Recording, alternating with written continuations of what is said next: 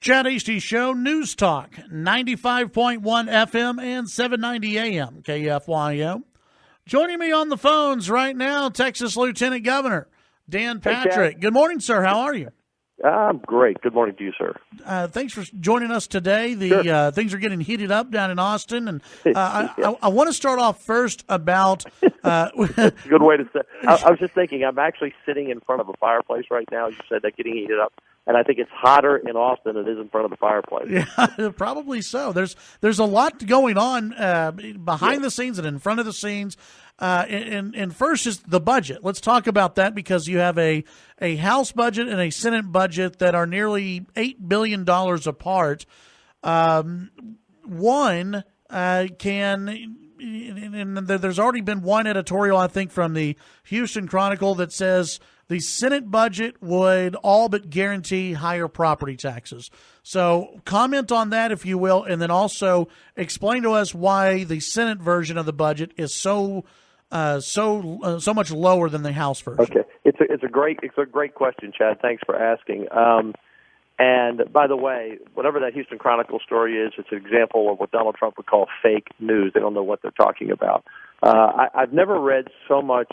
I heard a phrase the other day: if you don't read the newspaper, you're uninformed, and if you read it, you're misinformed.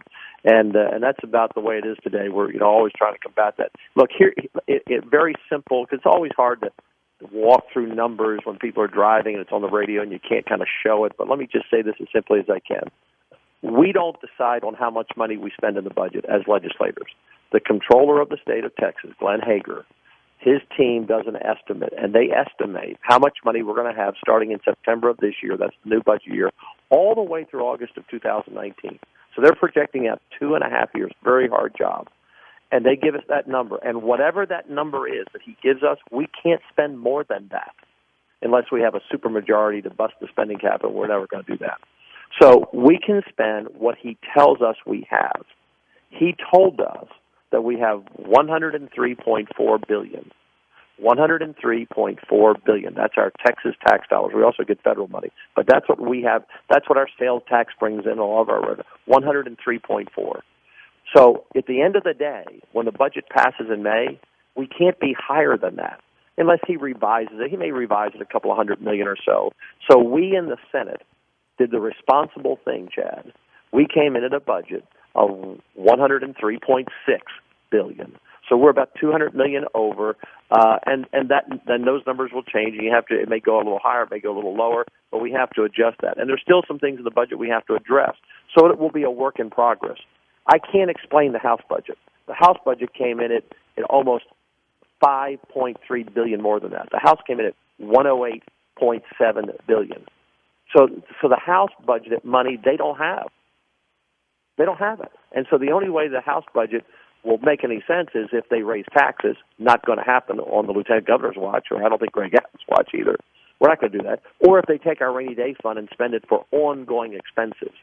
And you should, that's not what the rainy day fund is for. The rainy day fund is for when we've already made an agreement to do something in a prior session and we don't have the money to do it because maybe oil dropped or whatever happened. So it's there to pay a bill that you committed yourself for, but now you don't have the money. Well, that's not the case here.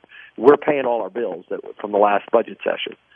Or it's meant for an emergency or a one-time item. You may a one-time item for a particular issue. It is not.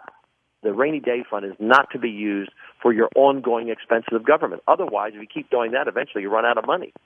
It's not your savings account at home. Is not. You don't take money out of your savings account every month to go out to restaurants and pay the phone bill. It's there for a rainy day. And so I can't explain the House budget. We did the responsible thing. They're $5.3 billion over what the comptroller says they have. They're going to have to cut $5 billion. Because we're not raising taxes and we're not spending a rainy day fund on ongoing expenses. I want to ask you, and I know there's going to be negotiation between the House and the Senate. There always is, and that's where a lot of the news is going to come out of. There is one part in the House budget that would direct money for a new veterinary school for Texas Tech University up in Amarillo. It's not in the Senate version of the budget. Is that something that you as Lieutenant Governor would like to see maybe added into the Senate version or a final version of the budget, or is there not enough money, or is there not enough will for a new vet school for Texas Tech? Yeah. Well, first of all, I've had a lot of discussions with both your Chancellor Robert Duncan, who I knew very well in the Senate, and others, and obviously it's a goal I think is worth achieving at some point. When that is, I can't answer that. When you say there'll be negotiations between the House and the Senate, the House could say, "Hey, look, we put that money in, and to gain a lot of support and fans, but they don't have the money." It's like if I took you out to dinner and I left my wallet home and said, "Get the best steak on the menu, Chad." I don't have any money. So they don't have any money. That they have the same amount of money that we have to spend under the Constitution. That's $103.4 billion. Not anymore, unless the controller gives us a little bit more at the end. So they may have to cut it out of the program. What we will do, when you say there'll be a negotiation, there can't be negotiation above that. That's a constitutional requirement. We can't spend more money than the controller says we have. So the House is going to have to cut $5.3 billion off the top before we start negotiating. And then once we get to the negotiating table on the dollars that we can legally spend, then all of those things like the vet school and everything, all the other requests will all be, to be considered. But keep this in mind, Chad, of our budget, and I always do this illustration. I think you've seen me give my speech on this. I say, and people driving along or at home can envision this. Envision a clock on the wall, and that's our budget clock. Right now, we spend from 12 to 6 o'clock, half of our clock on education and higher education. About 80% of that is K through 12, and about 20%, in rough numbers, is higher ed. So 50 cents out of every dollar is spent on education. That would include finding money for like a vet school or your local schools. From 6 to 11 o'clock is health care.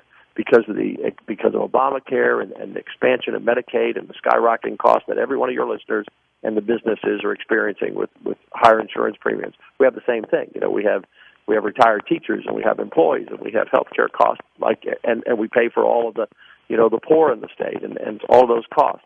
So our clock, Chad, from midnight to 11 is two items.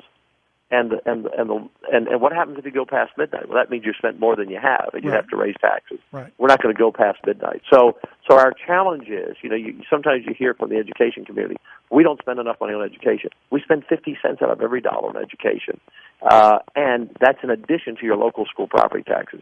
So there's a lot of money in the system. It's how we spend it is what's important. Same thing in health care. About 40% of our budget is health care.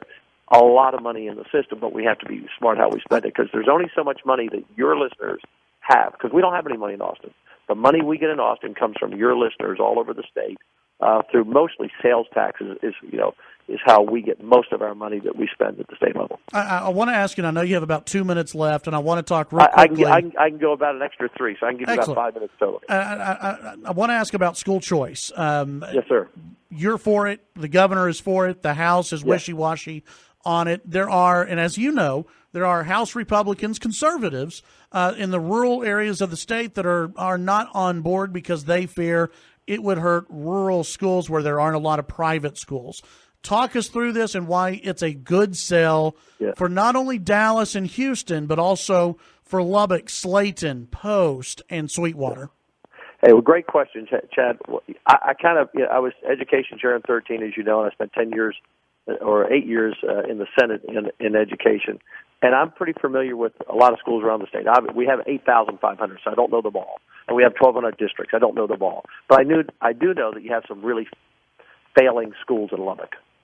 And people are fleeing those schools. So when people say that, so when some members say, well, we don't really want school choice in rural Texas, I think they're depriving their constituents of having the option for school choice. And by the way, your kids are fleeing some of your poor schools in Lubbock to go to some of the good schools. Look, we have 6 million kids in Texas in school. We add about 80,000 a year. Of our 6 million kids, about 5.2 million are in public schools somewhere. You have about 300,000 homeschooled, 250,000 private, 150,000 in charter. So our focus always has to be on public school, public education. That's where most of the kids are going. But But number one, Chad, our bill last session, and I'm sure this session, exempted counties with populations of 50,000 or less.